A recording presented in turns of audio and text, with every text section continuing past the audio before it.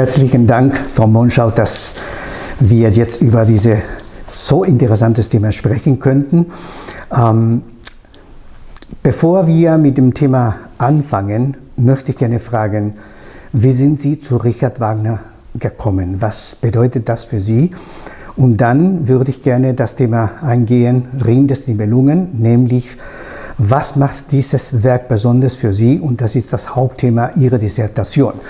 Dissertation heißt Musik und Auge und Ohr, durch Auge und Ohr, zur Expressivität im Wechselspiel der Künste in Richard Wagners Ring des Nibelungen. Sie werden uns daher einiges erläutern, aber erstmal, was bedeutet Richard Wagner für Sie oder wie sind Sie zu ihm gekommen? Bitte. Vielleicht müsste ich dann erstmal anfangen, wie bin ich zu Richard Wagner gekommen. Man könnte es kurz fassen. Die kurze Version wäre, ich war verliebt. Diese Person war Wagner-Verehrer, Wagner-Fan auf jeden Fall. Und wir haben sehr viel Wagner zusammen gehört. Aber man muss dazu sagen, dass wir nicht nur Wagner gehört haben. Also er hat mir auch Beethoven nahegebracht, Strauss, Schubert, Schumann, aber Wagner ist sehr hängen geblieben. Also es ist das 5. Klavierkonzert von Beethoven sehr hängen geblieben.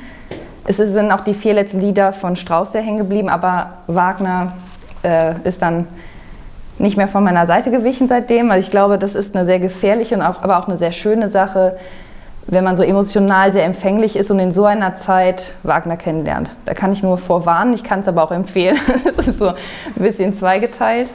Ich glaube, das ist so eine Kombination aus vielen Dingen, aber ich glaube, das ist so der Anfangspunkt gewesen. Ich habe mit 14, 15, 16 schon angefangen, in die Oper zu gehen, bin in die Philharmonie gegangen, bin aber sehr verspottet worden von Mitschülern, also von Gleichaltrigen. Die haben sich sehr darüber lustig gemacht, dass ich solche Dinge mag, auch dass ich Gedichte schreibe, Gedichte lese, all das war denen sehr suspekt. Und dann kommt da eben eine Person, die auf einmal all diese Dinge schätzt und fördert und dann zieht das einen wie ein Sog an. Und da hat Wagner, glaube ich, auch schon ganz schön viel mitgemischt. Und ich glaube, da kommt man dann auch schon so ein bisschen in die Richtung, was Wagner für mich bedeutet, denn da gibt es mehrere Ebenen oder mehrere Bereiche. Man könnte einmal sagen, auf emotionaler Ebene, da würde man sich schon so ein bisschen in die Richtung bewegen, was ich eben gesagt habe. Da sind emotionale Dinge mit verbunden und dann ist das irgendwie doppelt semantisch aufgeladen. Einmal steht das Werk für sich, man hat aber auch noch eine emotionale Bedeutung da drin. Dann gibt es noch so eine Art, es spricht mich auch in meinem Wesen irgendwie an. Also das ist aber etwas, was ich nicht formulieren, nicht verbalisieren kann, nicht erklären kann. Dann gibt es noch eine Art überpersönliche Ebene sozusagen. Das ist immer noch etwas, was mich individuell betrifft. Das muss ja nicht jeden so erreichen. Aber es ist etwas, was über meine Person hinausgeht. Das heißt, ich habe den Eindruck, es gibt da etwas rein Menschliches, was darin angesprochen wird, etwas Allumfassendes, was ich auch nicht verbalisieren kann, aber es ist ein Gefühl, dass ich dann habe, wenn ich Wagner höre, das wäre diese Ebene. Dann gibt es noch diese künstlerische Ebene, also ich bin auch sehr nah an der bildenden Kunst dran und generell habe ich ein eigenes ästhetisches, künstlerisches Empfinden und da ist Wagner sehr nah dran. Also ich habe das Gefühl, ich fühle mich da sehr verstanden und ich habe eine eigene Idee von Kunst und wie sie sein sollte. Und wenn ich sage, ich fühle mich von Wagner verstanden, geht das ein bisschen so in die Richtung, wenn man bedenkt, dass Wagner selbst geschrieben hat. Er hat Dichtungen geschrieben, er hat gesammelte Schriften in Massen veröffentlicht. Er hat unzählige Werke selbst komponiert, er hat die Texte selbst geschrieben. Und wenn man bedenkt, mit was für einer Wichtigkeit und Notwendigkeit er das alles gemacht hat, dieses Gefühl, man ist auf der Welt, um etwas zu tun, um einen gewissen Sinn zu erfüllen und das mit so einer Vehemenz, wie Wagner das gemacht hat und hinterhergeeifert hat, das fühle ich auch ganz häufig, dass ich denke, ich darf nicht einfach so hier sein, sondern ich muss etwas ganz Wichtiges hier machen und das sind Dinge, da werde ich von anderen wahrscheinlich belächelt, da ist aber eine Person, die das genauso gefühlt und gemacht hat und das ist immer so ein Streben, auch das Leben mit so einem Antrieb zu führen. Das wäre so ein Ideal, dem ich schon hinterher eifern würde, auch wenn man da weit von weg ist. Das ist auch eine sehr persönliche Sache natürlich, aber ich schiebe das eher so in die künstlerische Ebene. Und dann gibt es natürlich noch die wissenschaftliche. Die ist dann natürlich wieder etwas objektiver und da ist es dann so, dass Wagner einfach ein enormes Potenzial bietet, unzählige Möglichkeiten, sich damit wissenschaftlich auseinanderzusetzen, obwohl schon so viel über Wagner geschrieben wurde. Wahrscheinlich auch gerade deswegen wurde so viel über Wagner geschrieben, weil es da Unmengen an Potenzial gibt. Und das sind aber zwei Dinge, die mich besonders reizen. Zum einen ist es die historisch informierte Aufführungspraxis, in der Wagner jetzt sehr aufkommt und man merkt, dass da einfach sehr viel noch geschehen muss, dass es einiges gibt, was man noch nicht weiß, was man noch nicht erforscht hat. Das ist ein großer Reiz, der da auf mich wirkt, da hinterher zu sein und neue Erkenntnisse zu gewinnen. Aber auch sehr stark der interdisziplinäre Rahmen, bei dem Wagner, da ist man einfach bei Wagner an der richtigen Stelle. Wenn man sich beispielsweise mit den Schnittpunkten zwischen visuellem und auditivem beschäftigen möchte, mit Text, Bild, Klang, aber auch so Aspekten, wie es auf einen wirkt, warum es so wirkt. Also da, wo alles zusammenkommt, von Philosophie, Lebensansichten, ästhetischen Ansichten, Umsetzung, Art der Umsetzung auch und so weiter. Und wenn man sich mit diesen ganzen Schnittstellen gerne befassen möchte, dann ist man da einfach sehr gut bedient. Und ich bin nicht so der analytische Typ, das heißt, mich interessiert wirklich eher so der Praxisbezug und wo die Künste zusammengehen. Das ist eher so der Reiz, den Wagner auf mich ausmacht, wissenschaftlich. Ja gut, danke schön. Als Vorbereitung für dieses Interview hatten Sie mir einiges geschrieben und unmittelbar nach dem Titel Ihrer Dissertation haben Sie geschrieben, basiert dieser Titel auf der Fragestellung, inwiefern die minutiös ausgearbeitete Zusammenwirkung der Teilkünste, in diesem Fall Musik, Gesang, Dichtung, Szenerie und Mimik, zu einer starken Expressivität der Ringtetralogie beigetragen haben könnte. Noch weiter haben Sie etwas ganz Interessantes geschrieben. Sie haben mir gesagt, Sie sind daran interessiert, fernab des Regietheaters zu zeigen, wie komplex der Ring in seiner Ursprungsform aufgebaut war. Und ich wiederhole, was ich schon damals auch gesagt habe, Sie sagen ganz genau komplex und nicht kompliziert, für mich ein großer Unterschied. Und dann weiter, und dass es sich lohnt, diese zu rekonstruieren und sich dieser Konzeption wieder anzunähern, da wir so auch wieder verstehen können, warum Wagner bestimmte Dinge gemacht hat, wie er sie gemacht hat. Können Sie uns noch ein bisschen mehr darüber erzählen, bitte? Da gibt es sehr viel, was man dazu sagen kann. Ich versuche einen Punkt zu finden, an dem ich beginnen kann. Vor allem erstmal, genau, um das klarzustellen, was ist modernes Regietheater und was bedeutet dann fernab vom modernen Regietheater. Unabhängig davon, ob es jetzt eine Definition gibt von modernes Regietheater oder nicht, wenn man es in 3 Teile teilen würde. Einmal historisch informierte Aufführungspraxis wäre sehr nahegelegen an der ursprünglichen Konzeption. Das heißt, man versucht eine möglichst exakte Anlehnung an der ursprünglichen Konzeption, Komposition, Umsetzung zu erreichen. Das wäre der nächste Punkt. Das zweite wäre dann traditionelle Umsetzung. Die traditionelle Umsetzung, es muss nicht unbedingt eine historisch informierte Aufführungspraxis sein. Es ist aber eben so dann die Bemühung, um eine möglichst getreue und dem Werk gemäße Umsetzung zu sein. Das heißt, wenn es in einer bestimmten Zeit spielt, dass man keine modernen Kostüme aus der heutigen Zeit nimmt, sondern eben aus der damaligen und so weiter. Und dann gibt es noch ein weiter vom Ursprung entfernter Schritt, das wäre eben das moderne Regietheater sozusagen, in Anführungsstrichen. Mhm.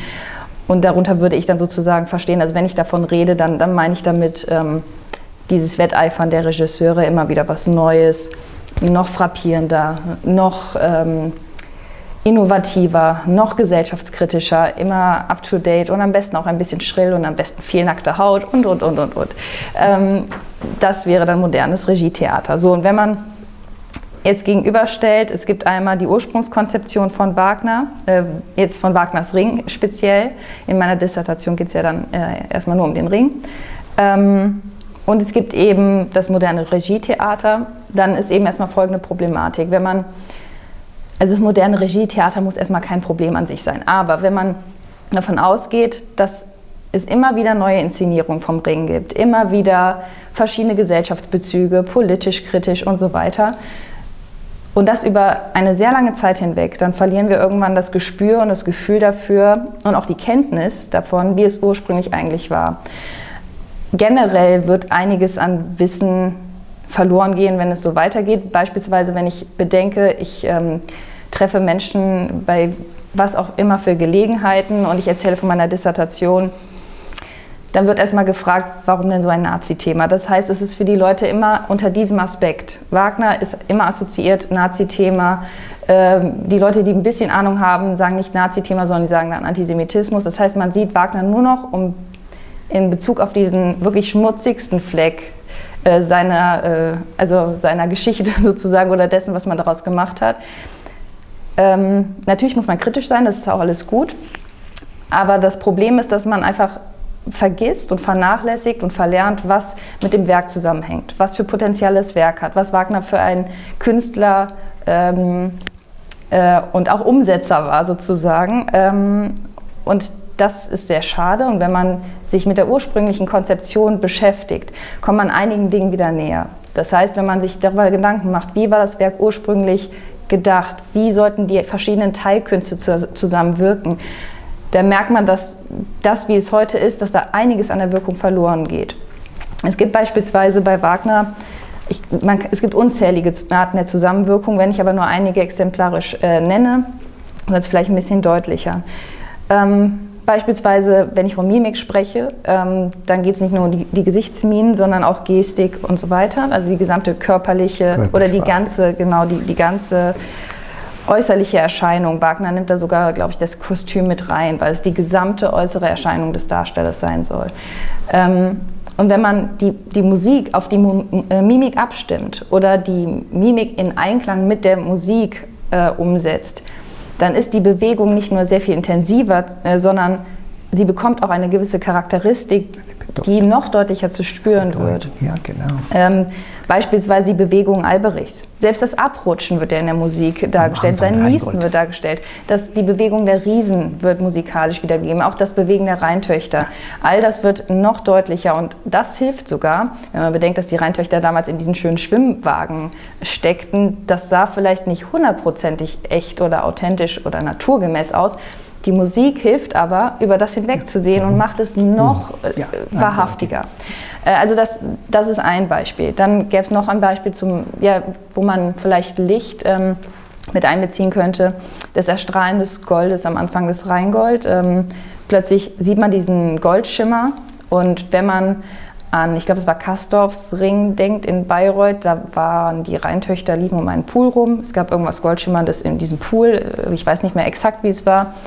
Das ist so das eine Beispiel, modernes Regietheater. Wenn man dann mal an die ursprüngliche Konzeption denkt, dann kommt der Lichtschein, wir hören das in der Musik, wir sehen es an der Reaktion der Rheintöchter, an der Mimik und wir hören es in ihrem Jubelgesang sozusagen aufgrund des Goldes, das erstrahlt. Da haben wir das Licht, wir haben die Mimik, wir haben den Gesang der Rheintöchter und wir haben die orchestrale Musik. Und das Erstrahlen findet sozusagen auf vielen Ebenen statt, künstlerisch, was eine enormere Wirkung hat, als wenn man einfach das Erstrahlen des Goldes nur in der Musik hören würde. Visuell passiert aber gar nichts, sozusagen. Das sind so kleine Beispiele, wovon es unzählige gibt. Und wenn man bedenkt, dass man all das, sozusagen die gesamte Abstimmung der Teilkünste aufeinander entsprechend umsetzen könnte, dann hätte das gesamte Werk eine neue, ja, was heißt eine neue? Eigentlich die ursprüngliche Wirkung, aber auch eine neue Wirkung aus heutiger Sicht dann. Und ja, eben wahrscheinlich im Gesamten, also die Gesamtwirkung wäre wieder eine andere. Und da setzt eben dann auch die Arbeit an, wobei es nicht an der heutigen Rezeption ansetzt, die Dissertation, sondern an der damaligen von 1876 in erster Linie. Es werden auch andere Aufführungen zu Vergleichszwecken herangezogen später, aber das Hauptthema ist erstmal dann 1876 und wie die Wechselwirkung der Künste zu einer stärkeren Wirkung oder Expressivität beigetragen hat. Und da ist sehr interessant zu sehen, dass anhand der Zeitzeugenberichte in der Summe, also durch eine qualitative Inhaltsanalyse, eben erkannt werden kann, dass doch bestimmte Aussagen zur Wechselwirkung, aber auch zur Wirkung, die damit zusammenhängt, dass man darüber verschiedene Dinge lernen kann in Bezug auf die Umsetzung, in Bezug auf die verschiedenen Aufgaben der Teilkünste und dann die Gesamtwirkung und wie das auf das Publikum gewirkt hat. Also ich habe jetzt ein bisschen von der falschen Stelle angefangen, von hinten nach vorne. Aber man sieht, was für eine Wirkung es damals auf das Publikum gehabt hat. Natürlich kann diese Wirkung auf das heutige Publikum nicht mehr dieselbe sein. Das ist klar, wir sind heute andere Menschen. Aber da kommen eben viele Punkte, die ich jetzt genannt habe, zusammen. Das eine andere, intensivere Wirkung wird wieder erzielt durch das Wechselspiel der Künste. Das war auch damals schon nachweisbar. Ich möchte jetzt nicht so viel aus meiner Dissertation vorwegnehmen, aber das kann man eben anhand dieser Untersuchung in der Dissertation schon aufzeigen. Und man kommt dieser intensiveren Wirkung durch diese minutiös ausgefeilte Wechselwirkung der Künste kommt man schon näher, wenn man sich mit den Zeitzeugenberichten auseinandersetzt. Da kommt aber ja noch einiges hinzu. Das heißt, es ist ja nicht nur diese Untersuchung der Rezension, die ich da anstelle, sondern es wird ja auch ein historisch informiertes Regiebuch erstellt. Und das gibt es bisher so noch nicht, vom Ring 1876. Und anhand dieses historisch informierten Regiebuchs wird sehr exakt gezeigt, wann wie die Künste zusammengehen sollten. Da nehme ich einige Probenskizzen zur Hilfe, auch die Partitur, und da gibt es sicherlich auch ein oder andere abweichende Meinungen oder Notizen, was wann an welcher Stelle geschehen soll. Aber insgesamt wird dieses Regiebuch helfen, die exakte Abstimmung der Künste nachzuvollziehen. Das heißt, wenn man einerseits das Regiebuch hat, andererseits die Äußerungen der Rezipienten, dann ergibt das Gesamte einen sehr guten Überblick über die Zusammenwirkung der Künste. Fantastische Betrachtung, sehr gute Erklärung. Ich frage mich, ob unser Publikum heutzutage in der Lage wäre, so viel von Ring des Nibelungen zu verstehen, zu verinnerlichen. Das weiß ich nicht, aber eines kann ich sagen, aus meiner Erfahrung als Publikum, als Konsument von Opern, dass je mehr ich über Richard Wagner lese oder solche Kommentare höre wie Ihr Kommentar, umso mehr bewundere ich diese unglaubliche Fähigkeit dieses Mannes in Sachen, wie konnte er dieses Gesamtkunstwerk schaffen. Wenn ich die Partitur sehe, wenn ich die Noten lese, wenn ich den Gesang, glaube ich, sagt man auf Deutsch, höre, und die Instrumentation auch oder Instrumentierung, ich weiß nicht, welches das richtige Wort ist, mit welcher Fingerspitzengefühl hat er, mit welcher akustischen Nase sozusagen, komisch zu sagen, hatte er Instrumenten ausgewählt, das genau passen zu diesem Programm. Das ist natürlich erstaunlich und ich glaube, dass es viel verloren geht, wenn in diesem Regietheater, die Sie nennen, dieser sehr moderne, manchmal zu viel auf der Bühne steht, das eigentlich mehr ablenkend sein könnte als sonst. Selbst zitiere ich Christian Thielemann, der in einem Interview sagte, zu viel Deko auf der Oper oder in der Oper, und dazu, dass er diese Inszenierung von Castorp, Rheingold, faszinierend fand. Sagte, das ist genial gewesen. Vielleicht haben Sie doch das Interview gesehen. Und dann, nach 3 oder 4 Mal das gesehen zu haben, sagte er selbst im Interview, und was machst du jetzt mit der Musik? Weil er im Grunde genommen die Musik ein bisschen vergessen hatte, weil das auf der Bühne sowas von faszinierend war. Und vielleicht war diese Botschaft irgendwie verloren gegangen. Das ist ganz interessant, wenn man bedenkt, ich hüte mich immer so ein bisschen davor, rein ideengeschichtlich zu sein. Das heißt immer nur zu sagen, was Wagner meinte und wollte und dachte. Aber genau das war mit ein Grund, weshalb Wagner diese Wechselwirkung der Künste unbedingt so umsetzen wollte, wie er es eben dann getan hat. Und zwar war ein Punkt, dass er wollte, dass die Künste wirklich alle gleichberechtigt sind, dass keiner sich in den Vordergrund rückt. Und deswegen mussten sie alle zusammengehen, gleichermaßen für eine und dieselbe Sache. Was Sie dann da gerade geschildert haben, wenn eine Kunst beispielsweise eben oder der visuelle Aspekt sich so zu sehr in den Vordergrund rückt und etwas anderes dann ins Hintertreffen rückt. Und das wollte Wagner absolut nicht. Das hat er auch beispielsweise auf andere Art und Weise den Opern seiner Zeit vorgeworfen, dass die Arien beispielsweise, es geht nur noch um die Arien, es geht nur noch um die hübschen Kostüme. Und das ist ganz interessant, weil wenn man sich damit beschäftigt, warum Wagner das alles wollte. Und das ist ja eben auch das Faszinierende.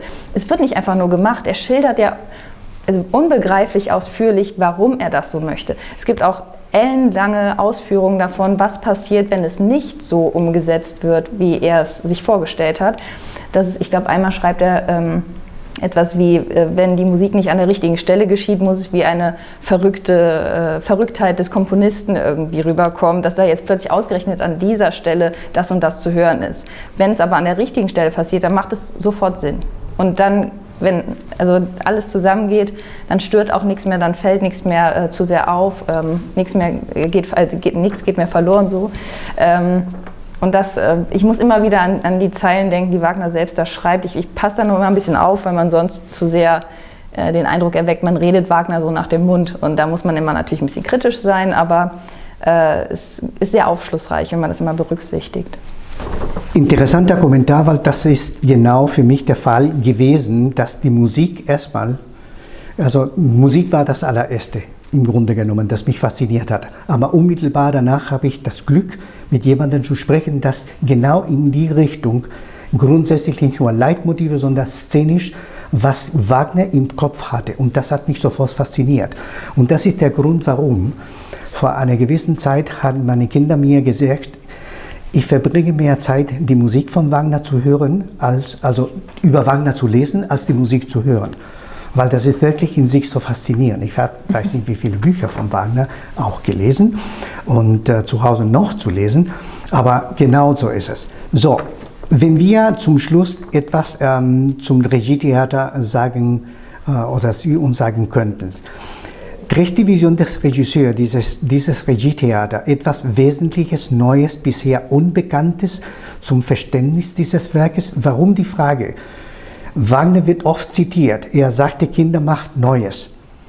Aber was glauben Sie, dass er mit diesen Worten sagte? Etwas Neues mit meinen Werken? Weil die Musik wird nie anberührt. Mhm. Auch nicht den Text, die Dichtung. Aber doch alles, was auf der Bühne steht. Also bringt das etwas bei? Das kann vielleicht ein bisschen schwierig zu beantworten, aber die Frage stelle ich noch. Zuerst die Tatsache, dass die Musik nie verändert wird, aber das Visuelle, das ist ein interessantes Phänomen. Auch das zeigt eigentlich wieder, dass dem visuellen Teil des Werks eigentlich keine große Bedeutung beigemessen wird. Vor der Musik hat man aber eine gewisse Ehrfurcht. Da werden höchstens Tempi und Dynamik, wie auch immer. Ja. Die Instrumente sind andere. Also ich muss jetzt vorsichtig sein, denn wenn man an das Projekt der Wagner-Lesarten denkt und mit denen arbeite ich gemeinsam ja jetzt am Regiebuch und auch mit den Dresdner Musikfestspielen. Aber wenn man daran denkt, da muss man aufpassen, denn da gibt es schon eine Menge dazu zu sagen, was heute an der Musik anders ist als damals und da gibt es sehr feine Ausarbeitung dazu. Also jetzt, das hat man ja ganz lange auch nachverfolgen können bei den Wagner-Lesarten, andere Instrumente, andere Art zu musizieren. Deswegen muss ich mich da sehr hüten. Es gibt schon Unterschiede, aber eben auch für das Publikum, das beispielsweise, ja, wie soll ich das jetzt vorsichtig formulieren? Das nicht so fachkundige Publikum sozusagen, dem würde natürlich in erster Linie erstmal auffallen, okay, es ist was anderes auf der Bühne. Die Musik ist aber die gleiche. So. Und dass das ohne weiteres möglich ist, dass man ständig das Visuelle verändert, das zeigt wieder diese unterschiedliche Gewichtung zwischen visuellem und auditivem, was ich etwas problematisch finde, weswegen ich mich da auch sehr gerne an dieses Wagner-Lesarten-Projekt angeschlossen habe, weil die ja eben den Ring historisch informiert aufführen möchten und ich hoffe, dass es auch irgendwann eine nicht konzertante, sondern eine vollszenische, historisch informierte Aufführung geben wird. Das ist ein Punkt auf jeden Fall. Es sollte nicht nur so sein, dass wenn sich etwas ändert, dass sich dann alles ändern kann, visuell, aber nichts in der Musik. Das heißt, wenn es was Neues gibt, und da muss man aufpassen, wie man den Satz von Wagner versteht, würde ich es definitiv nicht so auffassen, dass man jederzeit neue Inszenierung mit Wagners Werk veranstalten sollte, sondern wenn man konkret darüber nachdenkt, wie das Zitat von Wagner weitergeht. Ich glaube, da war ja, ich weiß es nicht mehr wortwörtlich, aber das entstammt ja, glaube ich, einem Brief an Liszt von 1852, ich bin mir aber gerade nicht sicher. Und es geht, glaube ich, aber so weiter, dass man nicht dem Irrtum erliegen solle, etwas Altes immer wieder neu aufzufrischen, sozusagen, sondern man soll wirklich selbst etwas Neues schaffen. Und da würde ich dafür plädieren, jetzt wird es wieder etwas weniger wissenschaftlich, aber würde ich dafür plädieren, dass man wirklich etwas Neues schaffen soll. Ich habe nichts gegen neue Inszenierungen, denn da muss man sagen, die beleben die Diskussion, die machen das Werk ja dadurch, dass es immer wieder in die Diskussion gerät, ja sehr lebendig, das muss man schon sagen. Und es gibt auch gute Inszenierung und da ist natürlich die Grenze etwas schwammig, aber was für mich eine gute Inszenierung ist, ist beispielsweise, wenn Regisseure, Regisseurinnen sich sehr intensiv mit Wagners Schaffen, Denken, Texten und so weiter auseinandergesetzt haben und man merkt es in der Inszenierung.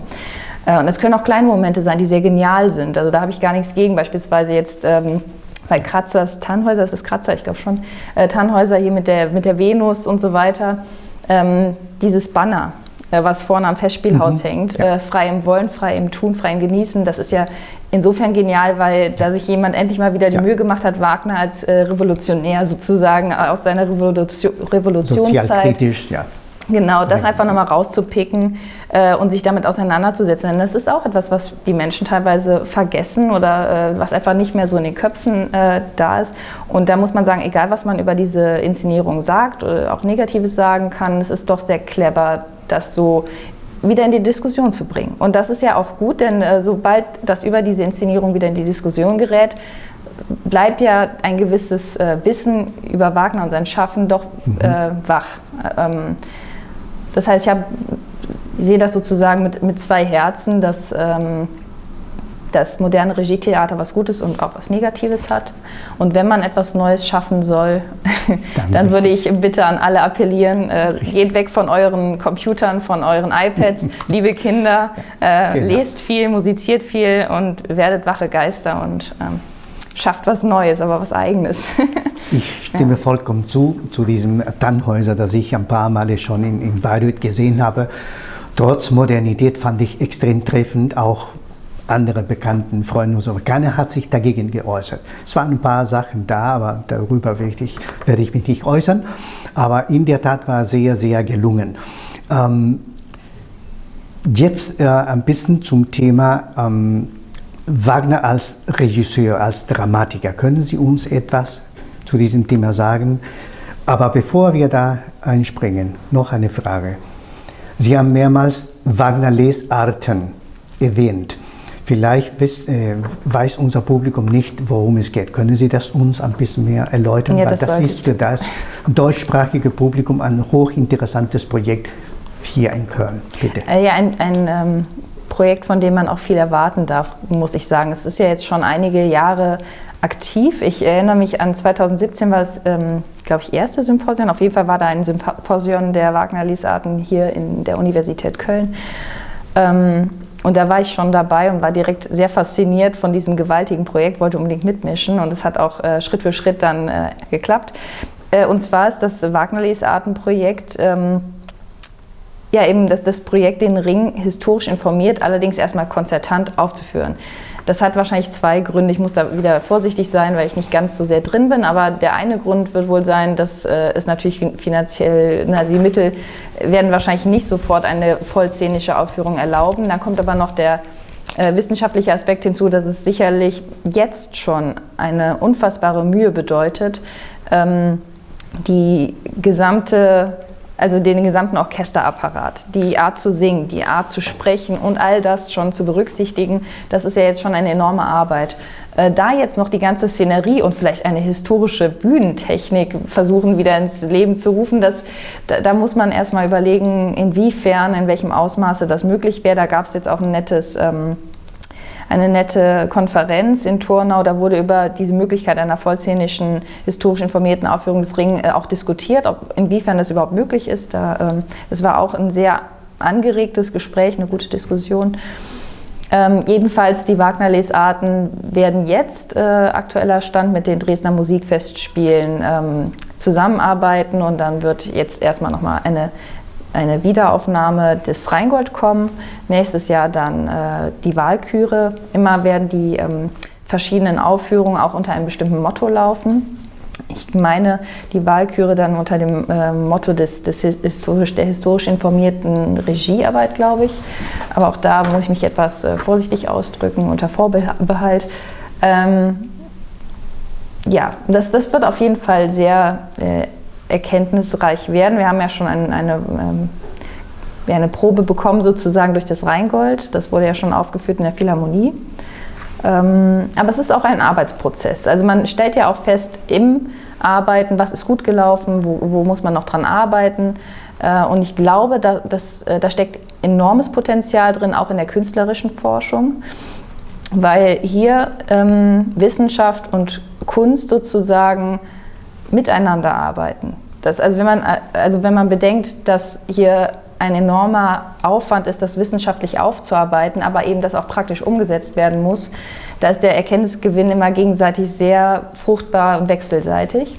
Allein wenn ich an das Regiebuch denke, das ich jetzt erstellen werde, es wird in den Proben zusammen mit den Sängern, also Musikern, Musikerinnen, gemeinsam erstellt. Das heißt, ich werde sagen, hier gibt es die und die Stelle, die soll so und so umgesetzt werden, dann könnte es vielleicht sein, dass Sänger oder Sängerinnen sagen, das ist so gar nicht umsetzbar und so weiter. Und dann kann man sich, das eine ist besser umsetzbar und so weiter.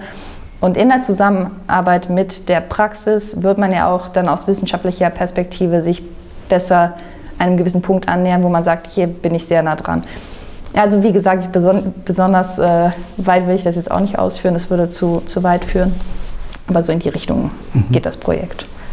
Sensationell. Also das ist ein Projekt von Kent Nagano, wenn ich das richtig verstehe. Ja. Und ich kann das nur empfehlen, weil es gibt ganz tolle Beiträge, ganz tolle Vorträge zu unterschiedlichen Themen. Und wie gesagt, das ist wirklich, wirklich eine tolle Sache. Ich habe mehr und mehr in letzter Zeit mit Wagner-Enthusiasten, nicht unbedingt Wagnerianer, gehört, dass diese konzertante Aufführungen mehr und mehr gewünscht werden, als Gegenreaktion zu diesem modernen, extrem modernen Regietheater.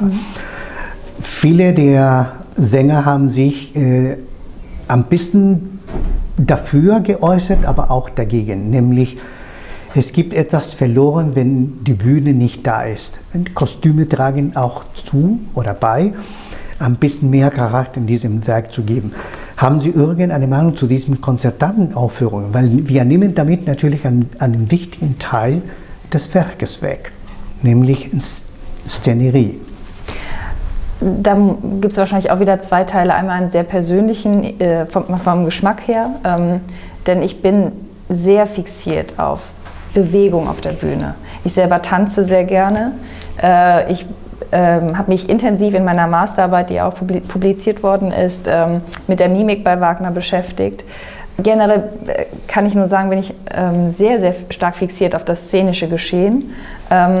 Wobei die Musik natürlich ihren Teil dazu beiträgt, dass es noch intensiver wird. Mir würde immer etwas fehlen, wenn ich weiß, es gibt ein Werk, das eigentlich szenisch aufgeführt wird und ich sehe es gerade nur konzertant. Was aber bei der Rheingold-Aufführung passiert ist, muss ich dagegen wiederum sagen, dadurch, dass ich ja dann sehr fokussiert war auf die Sänger und Sängerinnen, wenn ich jetzt zum Beispiel etwas Szenisches vermisse, ich habe auf sehr feine Nuancen dann geachtet in Bezug auf die Mimik und ich konnte mich auf einmal auf bestimmte Dinge sehr gut konzentrieren.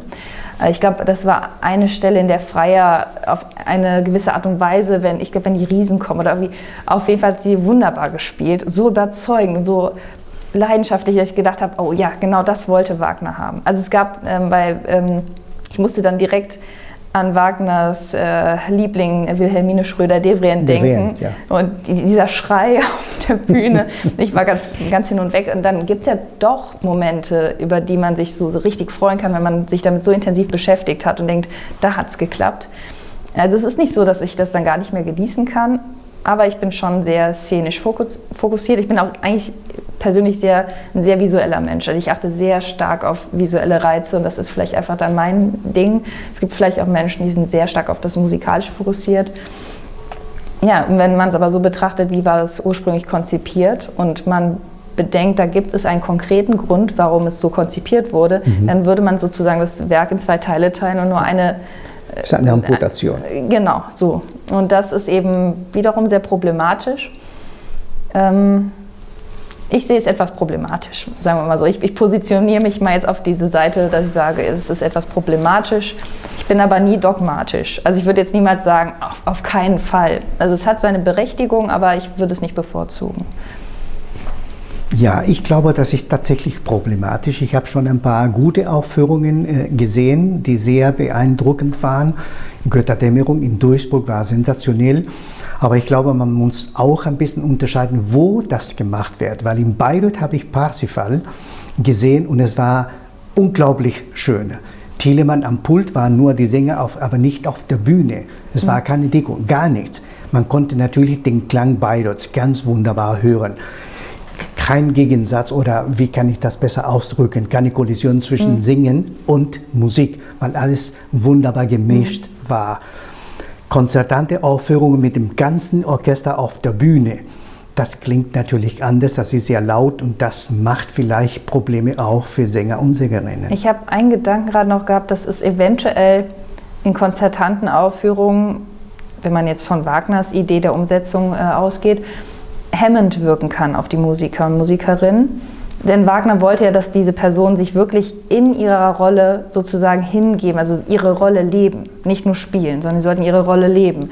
Wenn man aber sich in einer völlig eingeschränkten Umgebung befindet und in dieser kann man vielleicht gar nicht frei spielen und da steht hinter einem ein Stuhl und wenn man fertig gesungen hat, soll man sich bitte wieder setzen, dann kann man seine Rolle ja gar nicht leben. Und für Wagner, er hat ja mal gesagt, ich möchte tüchtige Darsteller, die singen können.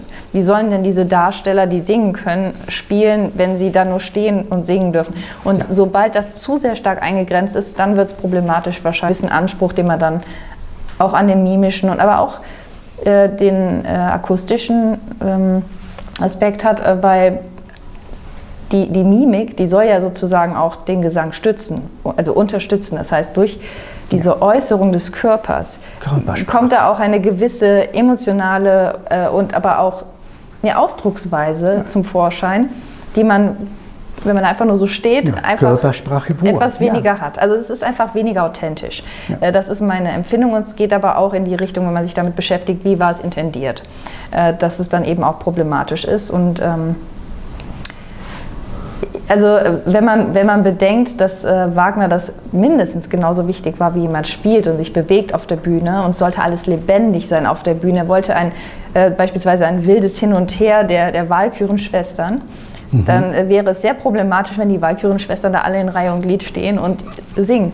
Also wenn man all das immer im Hinterkopf hat, das ist das Problem. Da habe ich auch drüber nachgedacht neulich. Als ich noch so jung war, ich bin in jede Aufführung reingegangen, war immer begeistert, weil ich noch so unvoreingenommen war und alles hat mich einfach begeistert. Aber je mehr man weiß und je mehr man sich mit Dingen beschäftigt, desto problematischer wird es, wenn man bestimmte Dinge erlebt, wenn man das Gefühl hat, das geht nicht, das passt nicht mit der Intention, es passt nicht mit dem Konzept. Und man wird auf einmal gerät immer häufiger an irgendwelche Ecken und Kanten. Das hat sich schon geändert, ja. Und das wäre natürlich wiederum ein Ansporn, das Publikum etwas an die Hand zu nehmen und zu sagen, hier, so war es konzipiert, das und das ist der Gedanke dahinter. Ich würde auch sagen, dass Vorträge im Rahmen von Konzerten, Aufführungen sehr wichtig sind und viel Vermittlungsarbeit notwendig ist. Absolut. Damit das Verständnis auch hilft, bestimmte Werke entsprechend einzuordnen und zu verstehen. Wagner und die deutsche Sprache. Was halten Sie von dieser besonderen Sprache Richard Wagners? Ganz besonders im Ring des Nibelungen, also diese Stabreimen. Das sind Begriffe, die manchmal, Dresden, wo Wagner wurde. Also wir haben unzählige Beispiele. Diese Sprache und diese Reimart werden häufig verspottet oder belächelt. Was halten Sie davon? Ich finde das besonders interessant und schön. Also der Klang geht mit der Musik auch, okay? Aber Ihre Meinung möchte ich gerne hören. Das ist zum einen tatsächlich in Bezug auf den Klang, der mit der Musik zusammengeht. Also beispielsweise, was jetzt muss ich wieder von Wagner ausgehen, was er absolut nicht wollte, war diese italienische Arienart, wo sich alles nach diesem Melodiösen richtet, man aber nichts mehr versteht. Also war seine Meinung. Und das ist aber eben ein Punkt, diese Deutlichkeit, also wenn es denn gut umgesetzt ist, diese Deutlichkeit ist so faszinierend. Also ich verstehe in vielen Opern nie den Text. Wenn es aber gut umgesetzt ist, verstehe ich bei Wagner sehr viel. Okay, ich bin jetzt auch Muttersprachlerin, das ist dann natürlich nochmal einfach, aber ich verstehe wirklich die Texte teilweise sehr, sehr gut. Und diese Deutlichkeit gefällt mir auch sehr, sehr gut. Also ich merke das auch nicht nur bei Wagner, wenn ich bestimmte Aufnahmen von, weiß ich nicht, beispielsweise Faust oder so Goethes Faust höre. Und da wird so deutlich gesprochen. Ich genieße das richtig, dass Sprache auch ein Genuss sein kann. Und das ist eine Sache, die ich sehr gerne mag. Jetzt rede ich wieder nur von Geschmack, aber das ist eine sehr individuelle Sache auch. Aber auch diese Intention, dass die Musik so eng mit der Sprache verwoben sein muss. Auch das, genau. Und das ist wiederum ein Aspekt, der mit der Dissertation zu tun hat, ist ein Punkt, der zu einer stärkeren Wirkung beiträgt. Weil es ist ja nicht nur das Visuelle und Auditive im Sinne der Musik, sondern auch die Sprache muss mit in das Ganze eingebettet sein. Und da darf nichts voneinander irgendwie abweichen. Und sobald man ein Wiegen in der Musik hat, dann muss es auch in der Sprache wiegen. Das Vaga, la Vaya, Vogue, du Welle. Das ist auch nichts, was man so groß verstehen muss. Das hört man einfach. Und